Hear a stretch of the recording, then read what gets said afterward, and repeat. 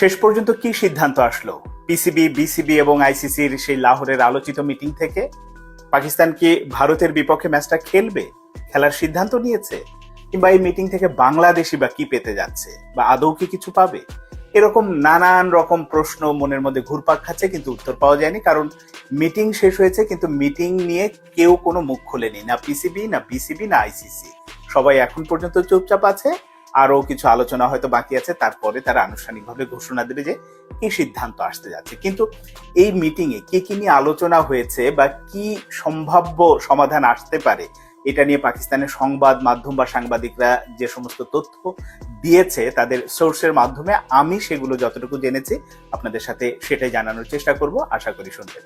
শুরুতেই বলি যে কম বেশি আমরা সবাই জেনে গেছি আমিনুল ইসলাম বুলবুল হঠাৎ করেই পাকিস্তানে যায়। সেখানে লাহোরে পিসিবির যিনি চেয়ারম্যান আছে মোহসেন নাকভির সাথে আলাদা মিটিং হয়, সঙ্গে আবার আইসিসি ডেপুটি চেয়ারম্যান উসমান খাজা তিনি আসেন। সবাই মিলে যে মিটিংটা হয়েছে এই খবর আমরা কম বেশি সবাই জানি, এবং মিটিংটা লম্বা মিটিং হয়েছে, প্রায় 4 ঘন্টার উপরে মিটিং হয়েছে। সেখানে যে আলোচনাগুলো হয়েছে, আলোচনাকে দুটো ভাগে ভাগ করা যায়। প্রথমত যে বাংলাদেশ এই মিটিং থেকে কি পেতে যাচ্ছে, আর পাকিস্তান কি সিদ্ধান্ত নিতে যাচ্ছে বা পাকিস্তান কি দাবি করছে। প্রথমে আমি যেহেতু বাংলাদেশি হিসেবে বাংলাদেশের প্রসঙ্গটাই আগে বলি। বাংলাদেশকে এই মিটিং এ আলাদাভাবে গুরুত্ব দেওয়া হয়েছে, না ডাকলেও পারতো। কিন্তু অনেকে বলবে যে পাকিস্তান হয়তো ম্যাচ শেষ পর্যন্ত ভারতের বিপক্ষে খেলবে, যা পাওয়ার পাকিস্তান আদায় করে নেবে, বাংলাদেশকে কোনো কিছু দিচ্ছে না বা বাংলাদেশ কিছু পাচ্ছে না। ব্যাপারটা কিন্তু ওরকম না। যদি বাংলাদেশকে ইগনোরই করতো পাকিস্তান বা আইসিসি, তাহলে কিন্তু এই মিটিং এ বাংলাদেশকে রাখতো না। কিন্তু বাংলাদেশকে রাখার অর্থ বাংলাদেশকে তারা গুরুত্ব দিয়েছে, এবং বাংলাদেশকে আলাদাভাবে যে বিচ্ছিন্ন করে তোমাদের আমরা চাই না, তোমাদের কিছু দিচ্ছি না, ব্যাপারটা এরকম না। গুরুত্ব দিয়েছে জন্য আমিনুল ইসলাম বুলবুল ওই মিটিং উপস্থিত ছিল এবং কথা বলেছে। এবং সেখানে যেটা হয়েছে যে বাংলাদেশ এই বিশ্বকাপে খেলেনি, এক ধরনের আলোচনা বা শঙ্কার কথা চলছিল যে বিসিবির ওপরে এক ধরনের অর্থনৈতিক নিষেধাজ্ঞা দিতে পারে, নানান রকম পানিশমেন্ট দিতে পারে এই ব্যবস্থাগুলো। তো এই মিটিং থেকে সুস্পষ্টভাবে বাংলাদেশের পক্ষে 3টা দাবি করা হয়েছে যে কোনো রকম আর্থিক নিষেধাজ্ঞা বা কোনো রকম শাস্তি দেয়া যাবে না, এবং একটা ভর্তুকি দিতে হবে। যে বাংলাদেশ যে বিশ্বকাপে খেলছে না, মানে পার্টিসিপেশন মানি যেটা পেতো খেললে, সেটা তো দিতেই হবে, সাথে বাড়তি কিছু ভর্তুকি বাংলাদেশকে দিতে হবে।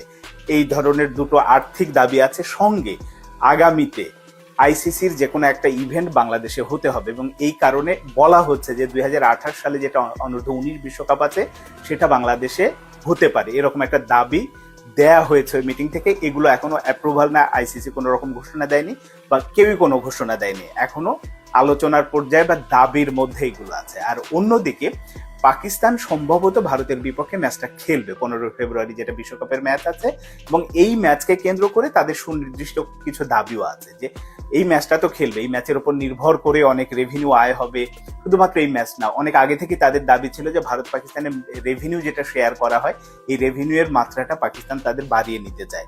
সঙ্গে এই যে হ্যান্ডশেক বিতর্ক অনেক হয়েছে, এটা ভারতের পক্ষ থেকে শুরু হয়েছিল যে ম্যাচে যখন টস হয়, সেটা ছেলেদের দল হোক মেয়েদের দল হোক, তারা কোনো হ্যান্ডশেক করে না।